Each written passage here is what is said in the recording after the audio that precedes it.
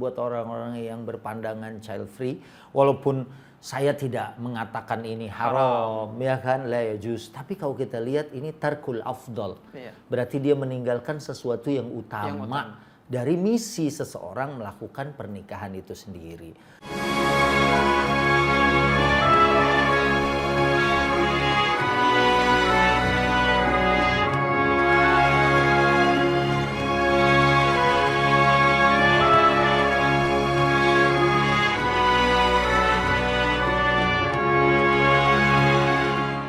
Ya, di Islam kan semua ibadah tuh harus diawali dari belajar.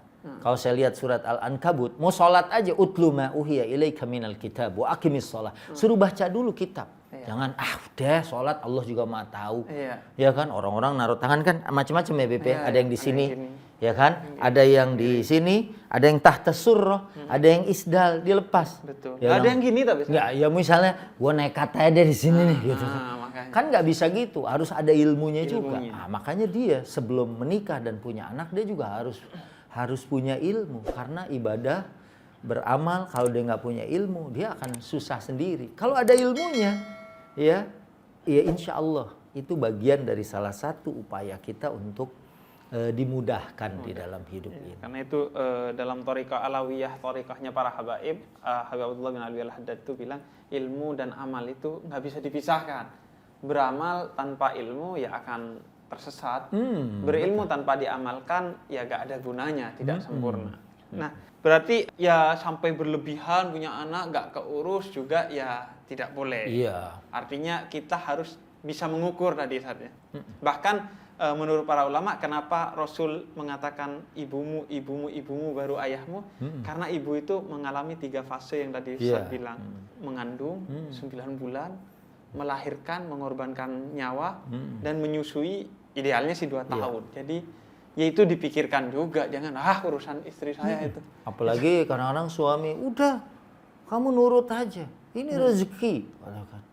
Dia ya apalagi misalnya ya cara-cara kehamilan tuh kan atau cara partus atau melahirkan tuh kan ada yang susah, iya betul, ada yang sesar. Itu kan juga kita harus suami jangan mentang-mentang dia adalah Rabbul Usroh dan dikatakan qawwam.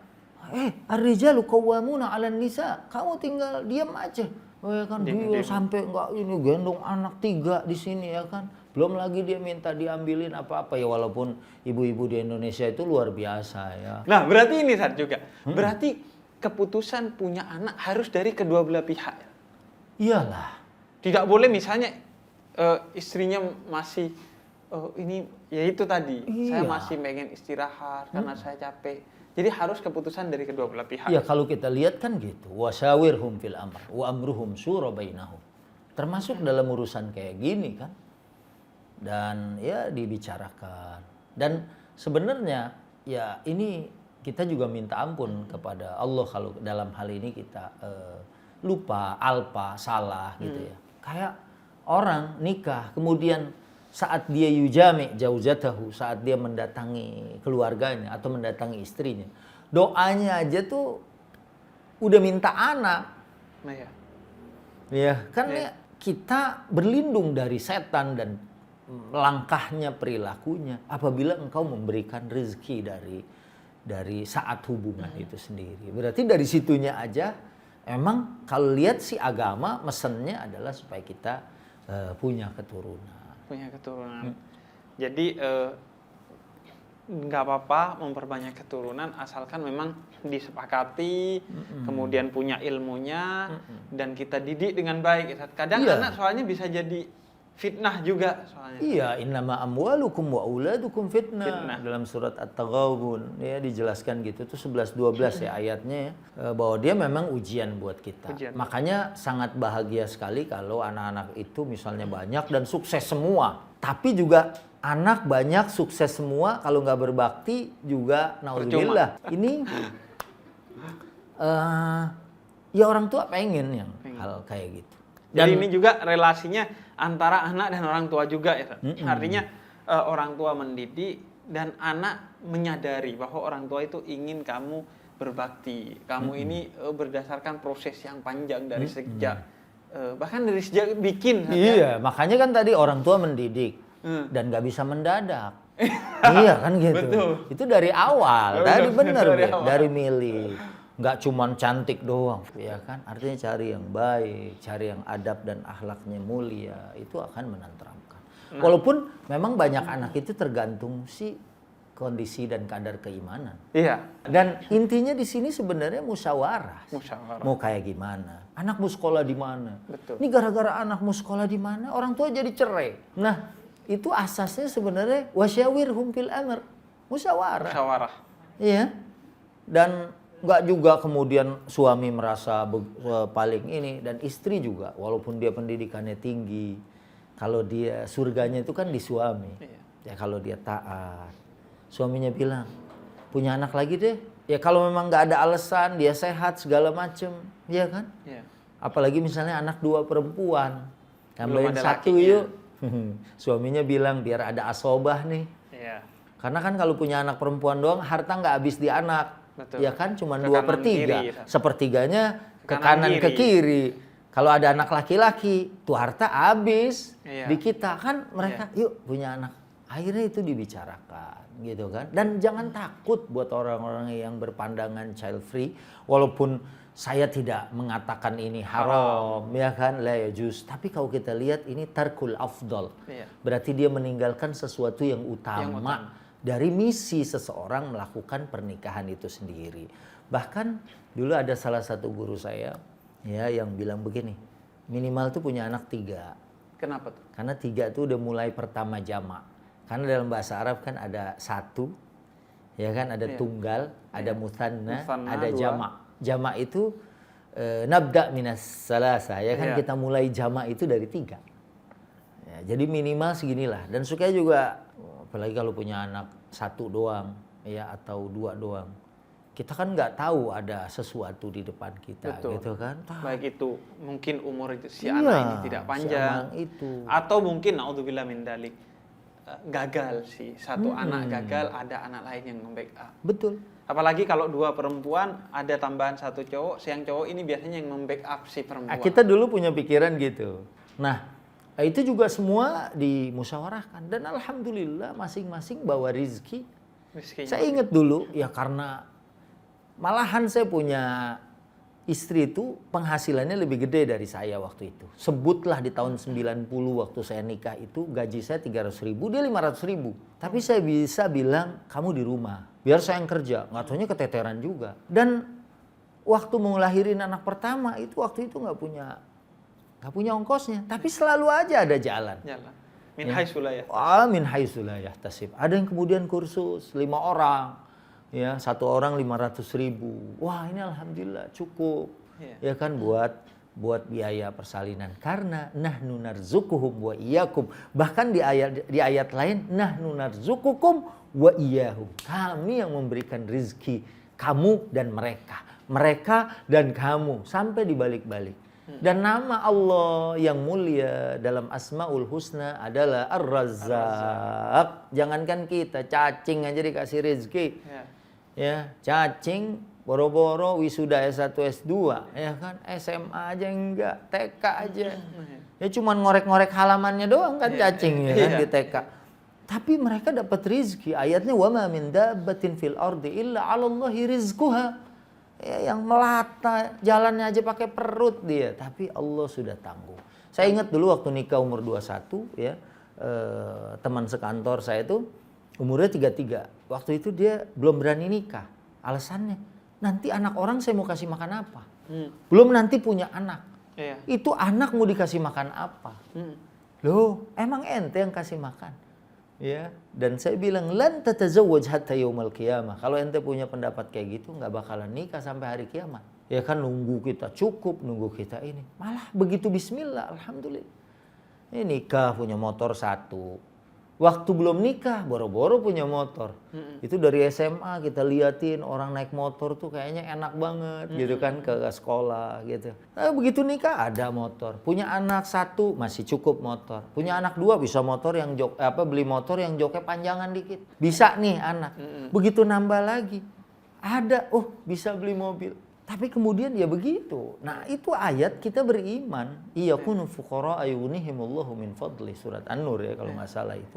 Kalau kamu fakir, Allah yang cukupin.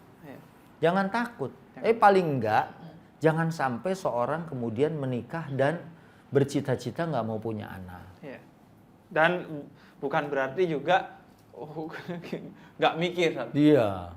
Nggak siap secara ekonomi langsung hajar nikah juga salah juga ya. Artinya di tengah-tengah lah ya. Iya, kita kan tadi punya ilmunya dulu, kemudian juga siap secara mental karena berat sesungguhnya. Buat bawa diri sendiri aja berat, apalagi kemudian dia punya tanggung jawab. Anak orangnya.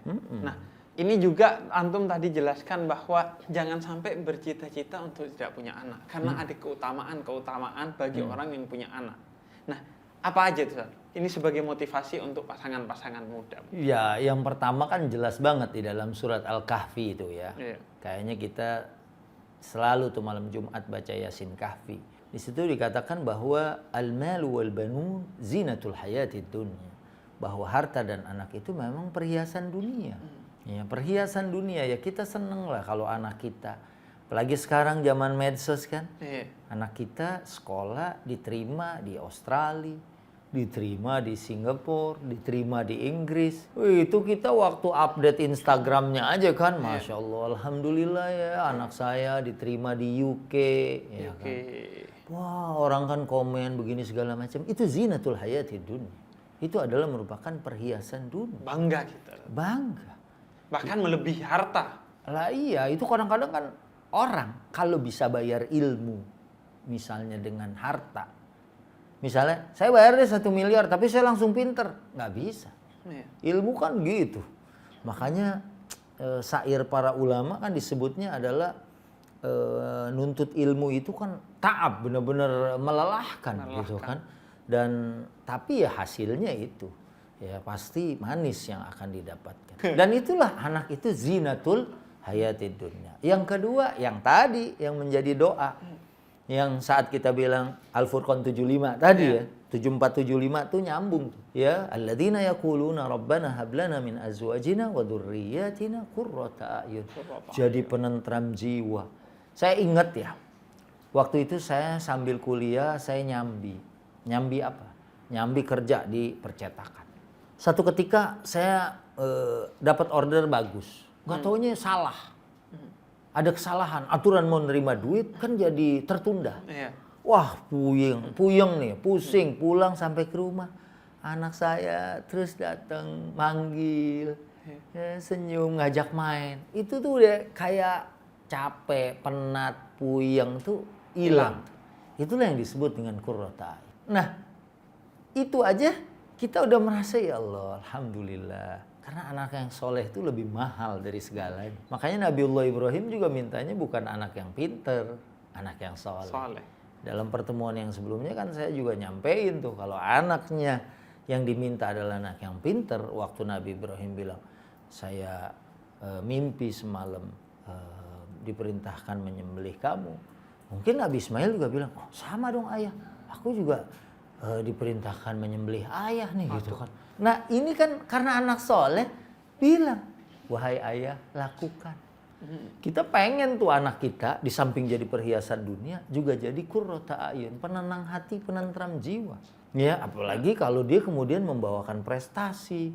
Dan juga ini mungkin saatnya, bukan hanya di dunia, tapi di akhirat doa anak yang saleh kata Nabi juga yang akan abadi walaupun kita sudah mati. Ini luar biasa, Bib. Bukan cuma di akhirat, Bib. Selama masih di dunia, di barzakh. Itu kan belum sampai. Itu kan hajiz, artinya pembatas, pemisah antara dunia dan akhirat. Orang tua udah dikubur, awaladin saleh yad'u lahu, anak yang soleh yang mendoakan. Ini kan bisa juga jadi keutamaan dari kita punya anak. Paling enggak ada yang doain. Iya, kalau kita amal-amalnya kurang, anaknya mendoakan. Atau anaknya ke Mekah, umroh dia untuk bapaknya, haji untuk bapaknya, dianya di dalam kubur, Masya Allah. Kalau dia nggak punya anak, siapa yang mau ingat kita? Ya kan? Kalau dia punya anak, ya Allah, Rabbighfirli wali walidayya warhamhuma kama rabbayani shaghira. Masya Allah. Nah ini juga kadang ini pertanyaan. Berlaku juga nggak sebaliknya? Kalau sudah mati atau belum mati, anaknya nggak pakai kerudung, anaknya terjebak dalam zina, anaknya terjebak dalam keburukan-keburukan kemaksiatan. Apakah orang tuanya juga apes dikubur atau di dunia? Kalau urusan apa saya belum pernah ketemu sama yang curhat gitu dari sana. Dikubur. Tapi ya memang pastinya kalau itu disebabkan oleh orang tuanya yang lalai di dalam mendidik, pastikan kullukum ra'in wa kullukum mas'ulun an ra'iyatihi. Setiap kita adalah pemimpin dan setiap pemimpin akan ditanya tentang kepemimpinannya. Kamu udah didik dengan baik enggak? Misalnya tuh anak tahu-tahu melakukan sesuatu yang menyimpang dari agama. Tapi kalau orang tuanya udah berusaha mendidik, ya kayak anaknya Nabi Nuh lah. Ya anaknya Nabi Nuh bagaimana sih anak Nabi? Ya bunayyar kam ma'ana, wahai anakku ayo kemari. Enggak wahai ayahku, sa'awi ila jabalin ya'simuni minal ma'. Saya akan naik ke bukit yang akan melindungi dari banjir ini. Padahal hari ini nggak ada perlindungan wahai anakku. Ya itu kan satu cerminan orang tuanya sudah berusaha. Kalau orang tuanya sudah berusaha, sudah doain, ya itu di luar kemampuan kita. Ingat kisah Nabi Khidir dengan Nabi Musa, ya kan? Di dalam surat Al-Kahfi, itu kan Nabi Khidir tahu-tahu ngebunuh aja anak yang nggak berdosa. Oh ini dosa besar kamu anak kecil yang nggak punya dosa. Karena Khidir itu diberikan ilmu oleh Allah, diberikan pemahaman dan pengetahuan mustakbaliyah anak ini. Gedenya ini jadi anak yang durhaka, yang bakal nyusahin orang tuanya. Walaupun orang tuanya ini soleh, orang tuanya ini baik. Tapi tuh mau ketitipan anak kayak gitu ya, karena beliau dibuka, kasyaf gitu, artinya dia paham. Maka dibunuh sejak dia kecil supaya dia tidak nyusahin bapaknya. Karena berarti ada dong anak yang bakal nyusahin atau anak yang bakal bikin bapaknya atau orang tuanya, ayah ibunya itu nanti dipertanyakan di hari kiamat nanti. Gitu. Ini mengingatkan karena pada ayah saya, karena ayah ini, abah ini kan biasanya sering diminta untuk ceramah nikah. Dia selalu bilang tanakahu taksuruh, kata Nabi, menikahlah untuk memperbanyak anak, tapi bukan hanya banyak secara kuantitas, secara kualitas juga dipastikan pendidikannya, gizinya, dan lain sebagainya, agar tadi gak jadi seperti anaknya Nabi Nuh. Karena kalau urusan makan aja gampang ya Beb ya, tapi mendidik mereka.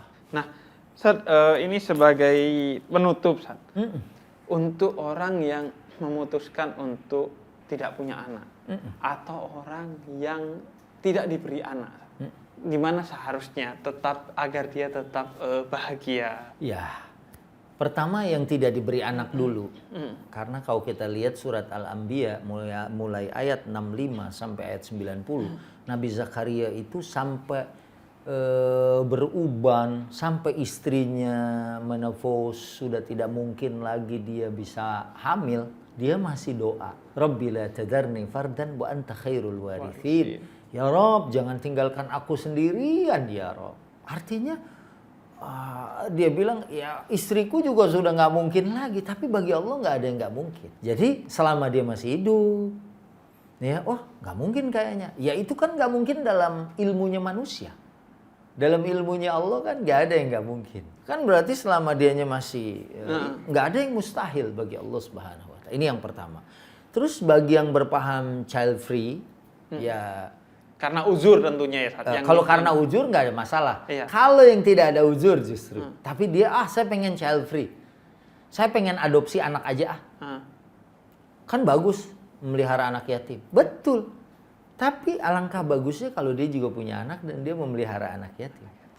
Dan terus saya nggak mau aja punya anak. Ya yang tadi mungkin kita bahas, ente mau nggak nanti nggak didoakan oleh anak-anak? Saya bisa punya amal sendiri kok, kan saya mau memberi makan anak yatim yang banyak.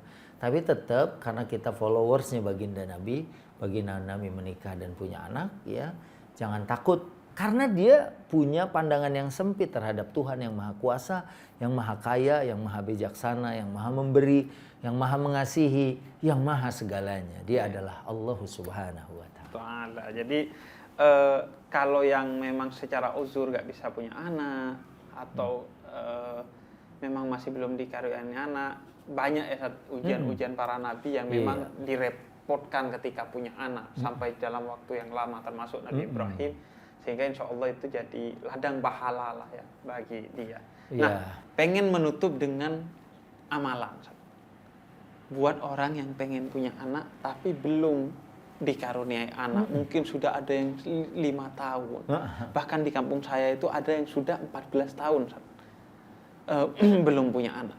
Apa amalan-amalan yang bisa dilakukan? Kekuatan doa itu sebenarnya sangat dahsyat. Dahsyat. Ya, buat orang yang percaya tentunya. Ada orang yang tidak percaya akan doa. Sungguhnya orang berdoa itu aja dia sudah percaya bakal dikabulkan.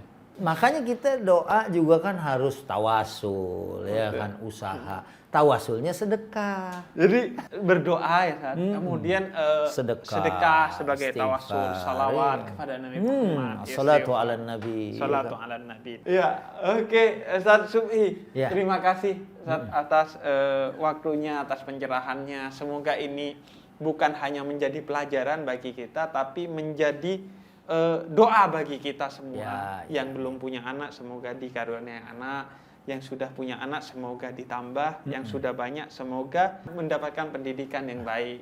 Menjadi cahaya bagi hidup dia dan menjadi kebaikan. Bukan hanya di dunia, tapi di akhirat kelak.